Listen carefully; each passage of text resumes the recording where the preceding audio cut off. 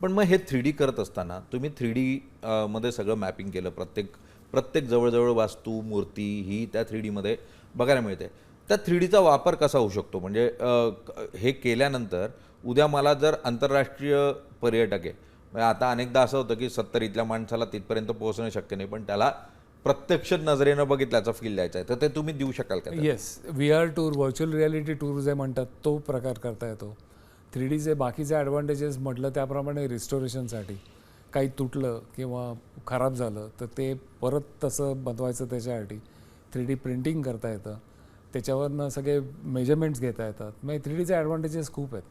म्हणजे जर हे जर वॉर किंवा अशाच्यात जर काही पार्ट उद्ध्वस्त झाला तो तसा क्रिएट करायचा आहे तर 2Dनी तो रेफरन्स नाही आहे. 3Dनी ती फाईल तुम्ही स्ट्रेट दगडामध्ये पण प्रिंट करू शकता. आता दगड कोरण्यासाठी पण रोबोट्स आहेत, मशीन्स आहेत की जी त्याला फाईल लागते. ती फाईल दिली की तो तसं बरोबर असंच बनवून देईल. तर म्हणून 3D डॉक्युमेंटेशन खरं महत्त्वाचं आहे. अगदी.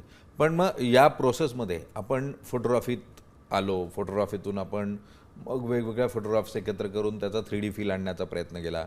त्याच्या पुढच्या टप्प्यामध्ये VR चेक केलं आणि मग अगदी 3D स्कॅनिंगपर्यंत आलं. तर हे जे मीडियम चेंज होत जातात, त्यात तुम्हाला असं वाटलं का की आपली फोटोग्राफी मागे पडते म्हणून? इंटरेस्टिंग. हे फोटोग्राफी मागे पडत नाही कारण फोटोग्राफी हा तुमचा एका पर्टिक्युलर पॉईंटवरनं तुमचा पॉईंट ऑफ व्ह्यू असतो. म्हणजे मी तुमच्यापासून किती डिस्टन्सवरती बसलो आहे दॅट डिसाइड्स द व्हॅनिशिंग पॉईंट आणि तुम्हाला किती झूम आउट केलं आहे किंवा झूम इन केलं आहे दॅट इज द इमेज. तर फोटोग्राफी करताना you kind of create a statement. म्हणजे लाईट असा आहे म्हणून मला फोटो आवडला. 3Dचं तसं नाही. 3D is more of a holistic documentation. म्हणजे 3D मध्ये I am not creating a statement, I am creating what that thing is.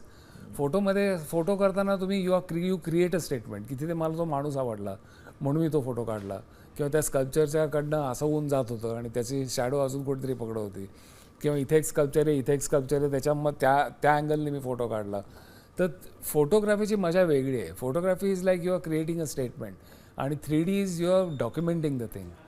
तर दोन्ही गोष्टी तशा एकत्र नाही मिक्स करतायत. दोघांसाठी बॅकग्राऊंड फोटोग्राफीची लागते कारण you have to understand the vanishing points की तुम्ही किती डिस्टन्सने स्कॅन केलं पाहिजे ते.